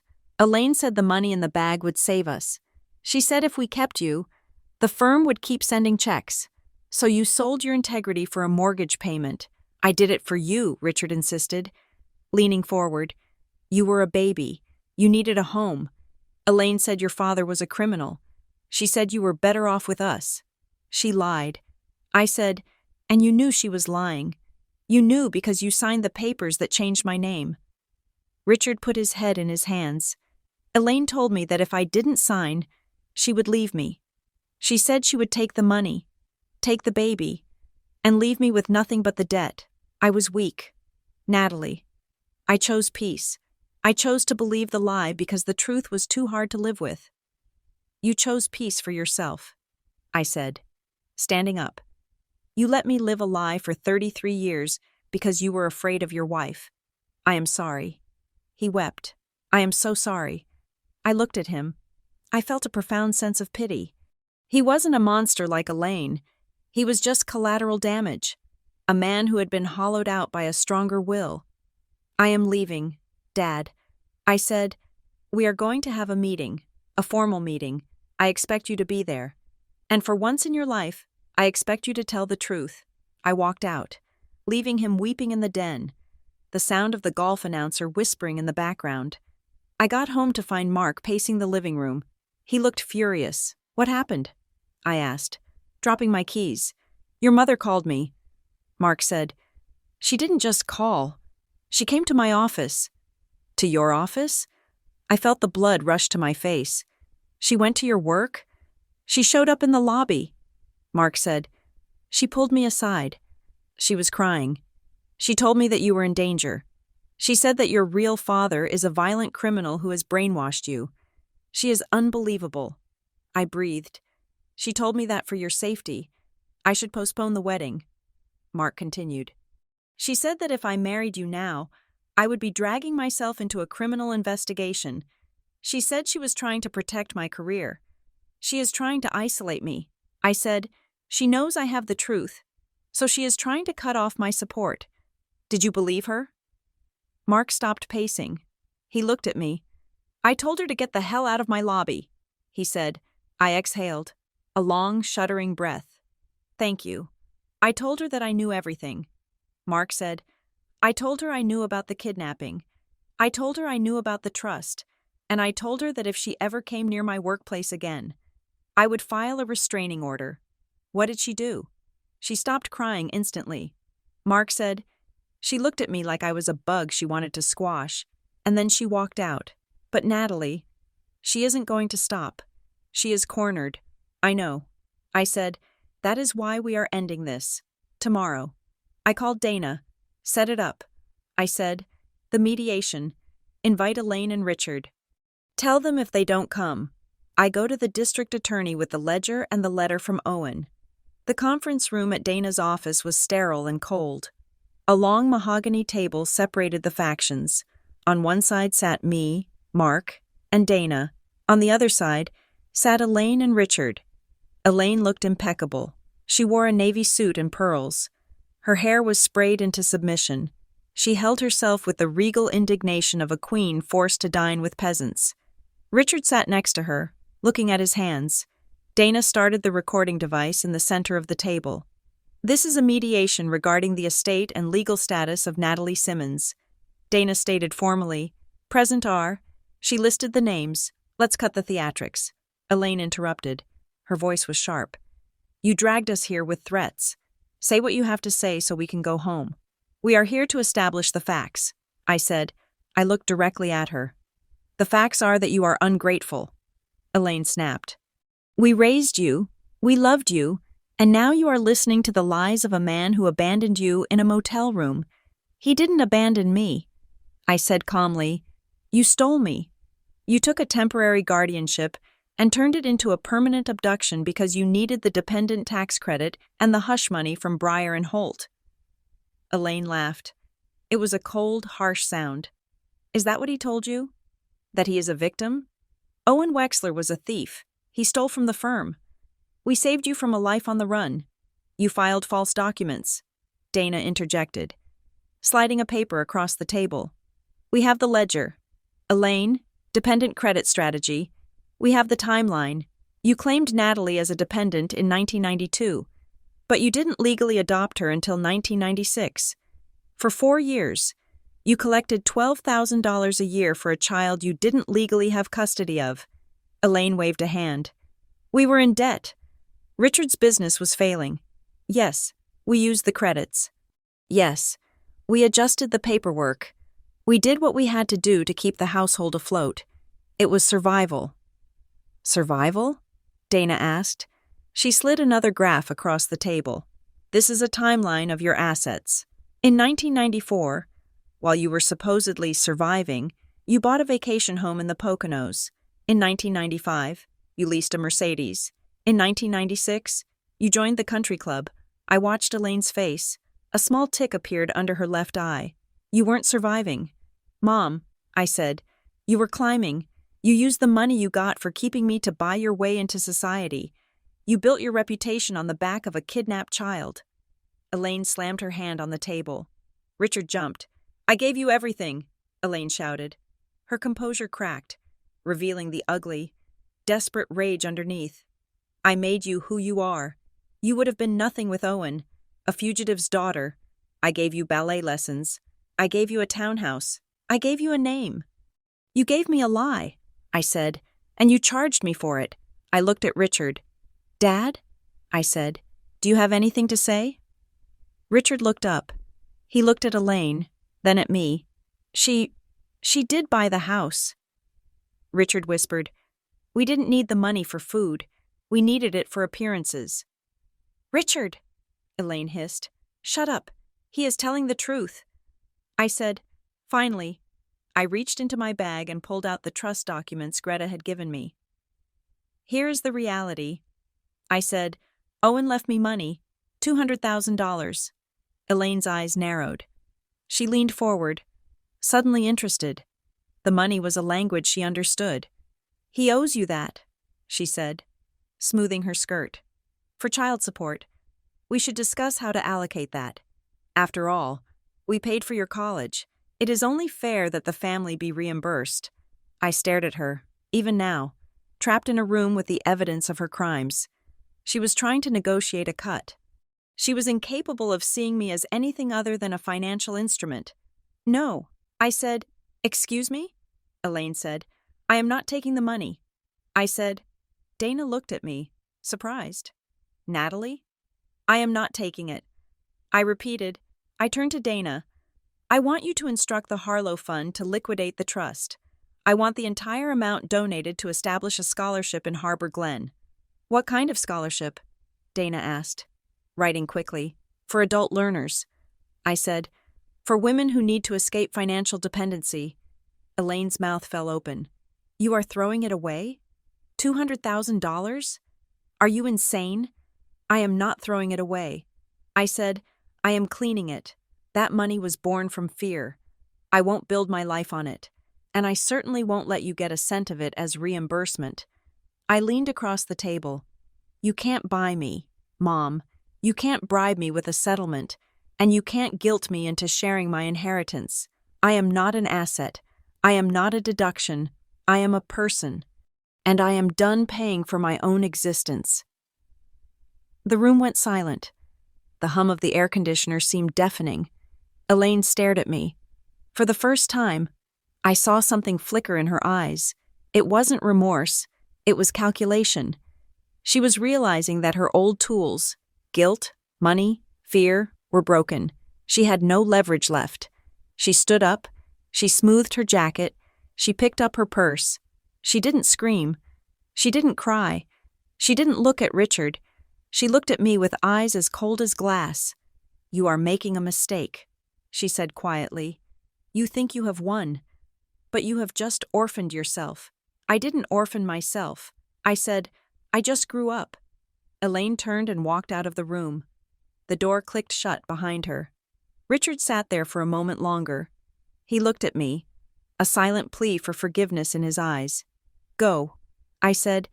He got up and followed her, trailing in her wake as he had for 30 years. I sat back in my chair. My hands were shaking, but my chest felt light. I looked at Mark. He reached out and took my hand. "It is over," he said. "Not quite," I said, thinking of the look on Elaine's face. She didn't scream. She didn't break down. She is planning something else, but this time, I will be ready. The community center in Harbor Glen was a low, brick building that smelled of floor wax and stale coffee. I rented room 4B, a small conference room with beige walls and a view of the parking lot. It was neutral ground. It wasn't my territory, and it certainly wasn't Elaine's. There were no family portraits on the walls to manipulate the mood, no heirlooms to guilt me into silence. There was just a table, 6 chairs, and the hum of the ventilation system. I arrived an hour early to set up. I didn't bring streamers. I didn't bring a cake. I brought a pitcher of water and a stack of file folders. Mark helped me arrange the chairs. He moved with a quiet, efficient energy, checking the sightlines. "Are you ready?" he asked, placing a glass of water at the head of the table. "I am," I said. I smoothed the front of my dress. It was a dark green linen, simple and structured. It felt like armor. They arrived promptly at 7 in the evening. Dana came first, carrying her briefcase like a shield. Greta Harlow followed, looking pale but resolved. She nodded to me, a silent acknowledgement of the bomb we were about to detonate. Then, my parents arrived. Elaine walked in wearing a cream-colored suit that cost more than the rental fee for the room. She looked around with a critical, pitiful expression, as if I had invited her to a dumpster. Richard trailed behind her, his eyes fixed on the floor. Elaine took the seat opposite me. She placed her purse on the table, staking her claim. "Well," she said, clasping her hands, "this is charming. Natalie, is this where we are doing our family therapy now? Next to the AA meeting? It is not therapy." "Mom," I said, "it is a closing statement." Elaine sighed, checking her watch. "Can we make it quick? I have a committee meeting at 8. I looked at her. Even now, she was trying to dictate the schedule. She was trying to frame this as a minor inconvenience in her busy, important life. I sat down. Mark sat to my right, Dana to my left. Greta sat at the end of the table, the impartial observer. "I am not here to argue with you," I began. My voice was steady. I practiced this in the mirror a dozen times. "I am not here to ask for an apology, because I know you don't think you did anything wrong." "I didn't," Elaine said automatically. I held up a hand. "Please let me finish. Tonight is about the record. You have spent 33 years writing the story of my life. You told everyone I was a tax deduction. You told everyone I was lucky. You told everyone you were a savior." I opened the first folder. "Tonight, I am correcting the record." I pulled out the certified history of changes from the Vital Records Office. "Fact number 1, I read. My birth certificate was not issued in Harbor Glen in 1992. It was issued in Mercer County. The amendment to move my place of birth and change my parentage was filed in 1996. I slid the paper across the table. Elaine didn't look at it. Richard glanced at it, then looked away, flinching. "Fact number 2, I continued. I pulled out the ledger page. You claimed me as a dependent for tax purposes 4 years before the adoption was legalized. You received $12,000 per annum in tax credits for a child you held under a temporary guardianship that you illegally extended." Elaine rolled her eyes. "We have been over this. Natalie, it was a clerical strategy. Everyone did it. Not everyone kidnapped a child to do it. I said, I pulled out the third document. It was the letter from Owen Wexler. Fact number 3. I said, my biological father, Owen Wexler, did not abandon me. He placed me in your care for protection from a criminal enterprise you worked for. When he returned to reclaim me, you had moved, changed your phone number, and threatened to frame him for embezzlement if he contacted the authorities. Elaine scoffed. That is a lie. That man was a thief and a liar. He would say anything to make himself look like a victim. I looked at Greta. Ms. Harlow? I said. Greta cleared her throat. She opened her own briefcase and pulled out a document with the Harlow Fund seal. We have verified the authenticity of Mr. Wexler's statement, Greta said. Her voice was soft but cut through the room like a knife.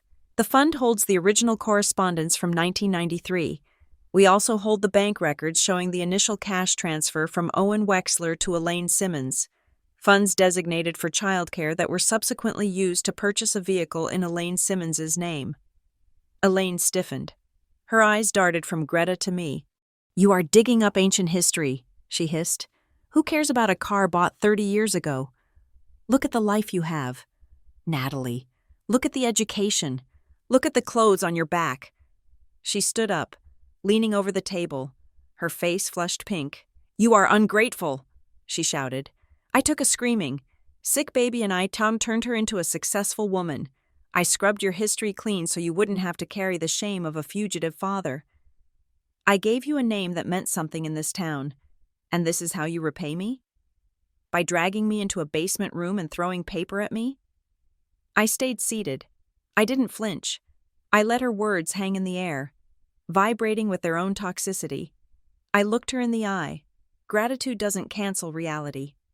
Mom, I said quietly. Elaine froze. You can feed a prisoner a 5-course meal, I said. You can dress them in silk. But if you lock the door and threw away the key, they are still a prisoner. You didn't raise me. You curated me. Elaine sat back down, heavily. She looked at Richard. Say something, she snapped. Tell her she is being ridiculous. Richard opened his mouth. He looked at me, then at the papers on the table. She has the proof. Elaine, he whispered. Elaine turned on him. You spineless coward. You are going to let her ruin us? I am not ruining you. I said, you did that yourself. I closed the folder and opened the second one. This was the one I had been saving. There is one more thing, I said, and this is the part you didn't calculate. I pulled out a copy of the trust agreement, the one Greta had shown me in her office. Owen Wexler wasn't just a fugitive.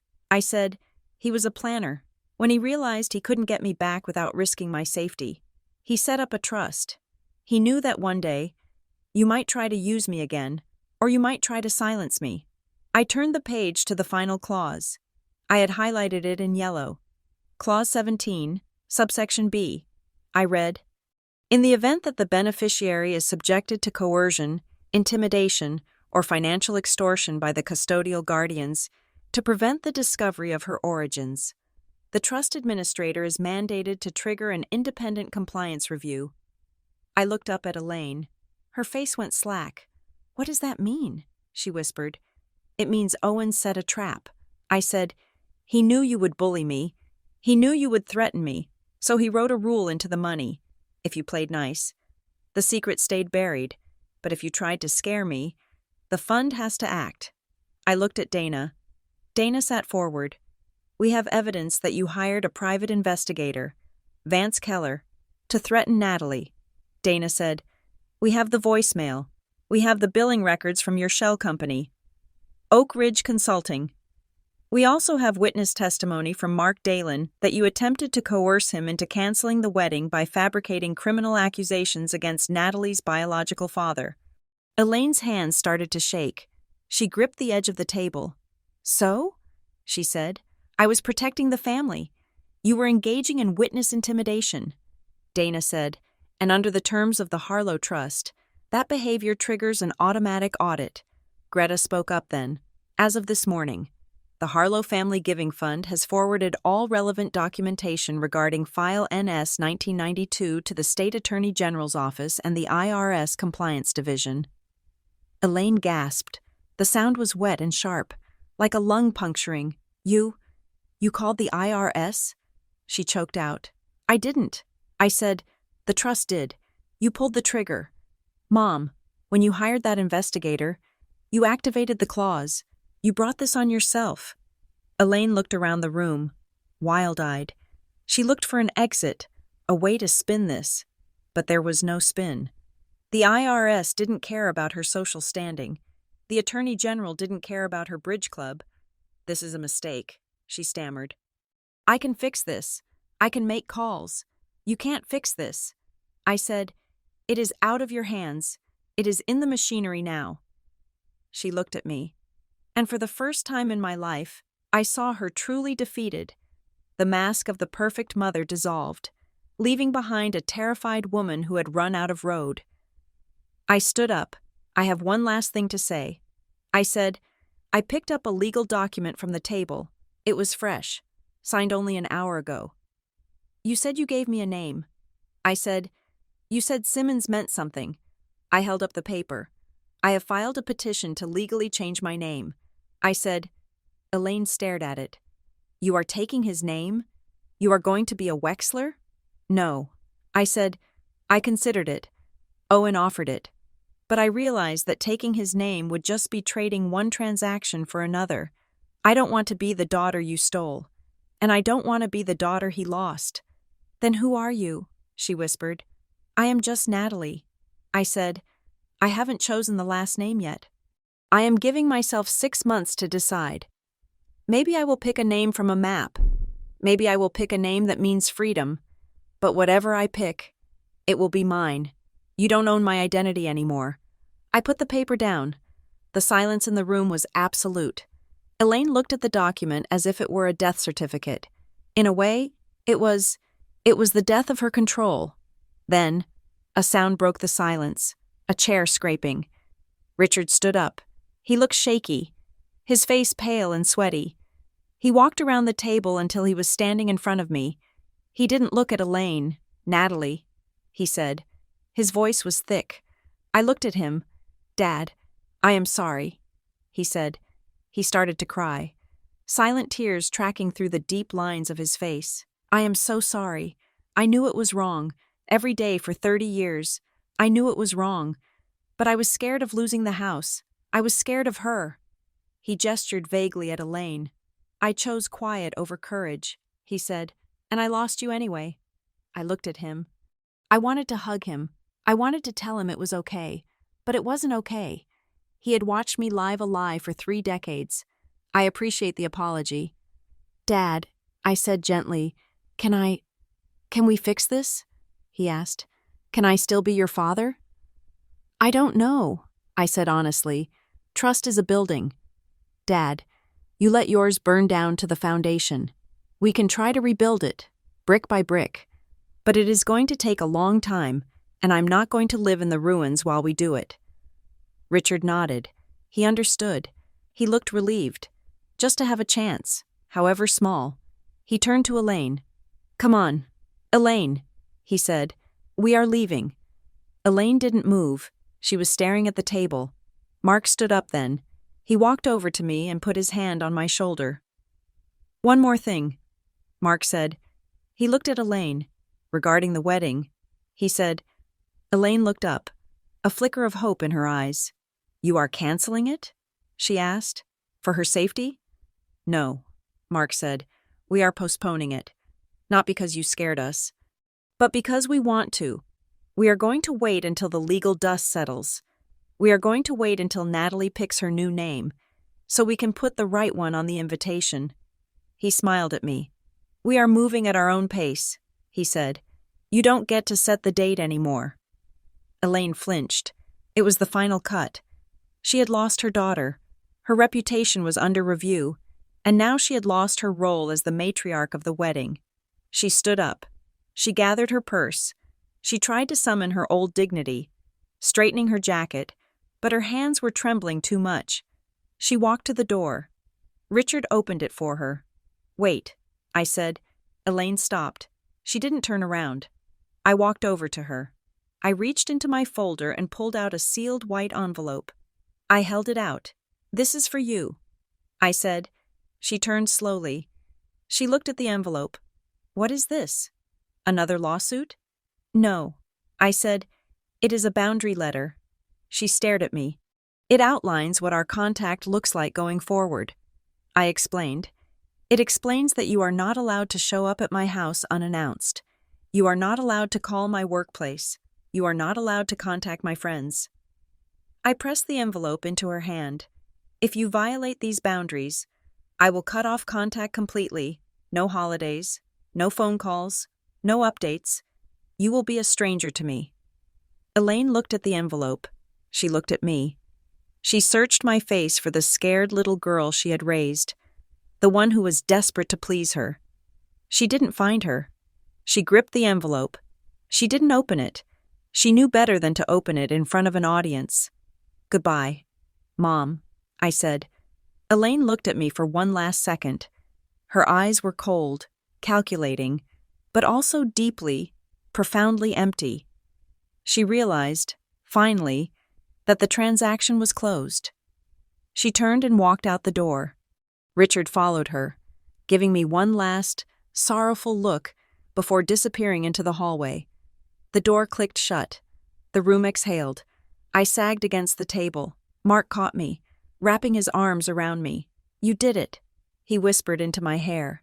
You did it. I looked at Dana. She was smiling, a rare, genuine smile. That was masterful. Dana said, You didn't just win, Natalie. You ended the war. I looked at Greta. Thank you, I said, for everything. Greta nodded. She closed her briefcase. Owen would be proud. She said, He wanted you to be safe, but I think he mostly wanted you to be free. I walked to the window. I looked out at the parking lot. I saw my parents' car, the Mercedes, pulling out. I watched it drive away, its red taillights fading into the darkness of Harbor Glen. I touched the bare skin of my wrist where the baby bracelet used to be. I had taken it off that morning. I felt light. I felt untethered. I didn't know what my last name was going to be. I didn't know what the IRS would do to Elaine. I didn't know if my father would ever truly find his spine, but I knew one thing. The story of my life wasn't written in a ledger anymore. It wasn't written by a tax accountant or a fearful mother. I pulled a pen from my purse. I opened my notebook to a blank page. I was the author now. And for the first time in 33 years, the page was clean. Thank you for listening to this story.